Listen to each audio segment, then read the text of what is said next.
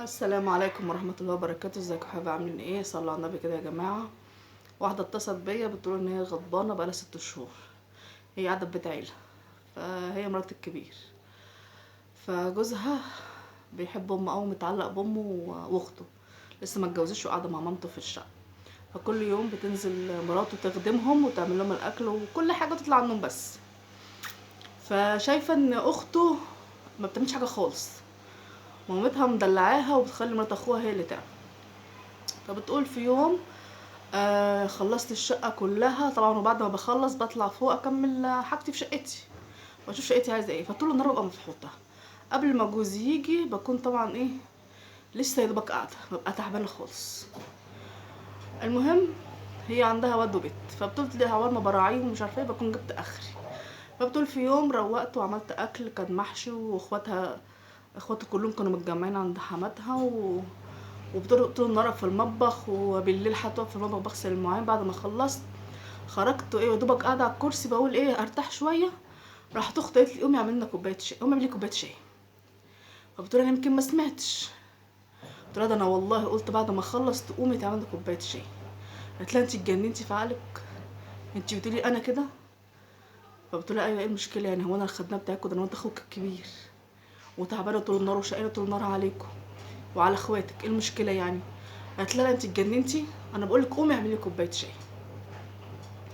فبتقول انا قمت وانا متغاظه ومتضايقه، كنت مشغله الكاتل قبل كده، رحت حاطه ده على ده وايه، ورحت جايبه، رحت هوب راحت دلقاها على دماغها. قعدت تصوت، ما كانش بيغلي بس كان سخن.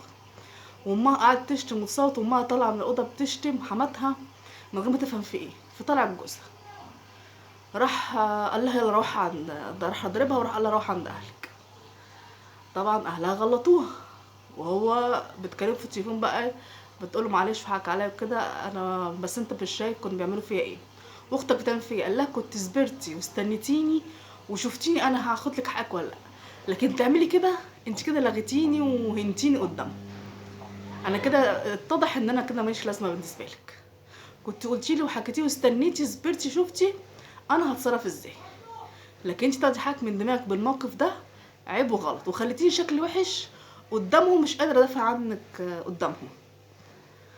فطبعا هو عنده حق، اللي انت عملتيه غلط غلط غلط غلط، ما ينفعش. كنت صبرتي فعلا لما شفتيه هو جه عمل ايه، ولو ما كانش خدلك حقك كنت رحتي بقى لاهلك، او انت خدتي حقك باي طريقه تانية، لكن انت عملتيه ده غلط وما ينفعش خالص. وفعلا انت ما عملتلوش حساب ولا شايفاه اصلا ولغيتيه خالص، وده عيب. وعنده حق ان هو كده مش قادر يدافع عنك قدام امه. انت خدتي حقك بنفسك بس غلط. وراضيه بقى باي طريقه وحاولي تراضيه، شوفي بقى هيتراضى ازاي. هو حقه ان هو يزعل، انت كده انت كان ليكي حق، ضيعتي حقك باللي انت عملتيه كده، ضيعتي حقك. فلازم تراضيه وتصالحيه، وما ينفعش كده. مش اي حق يعني، مش اللي يجي في دماغك تعمليه من غير ما تفكري، لو كنت فكرتي ثانيه كنت تعرفي ان الوضع ده غلط. يلا سلام عليكم، وفي قصه جديده.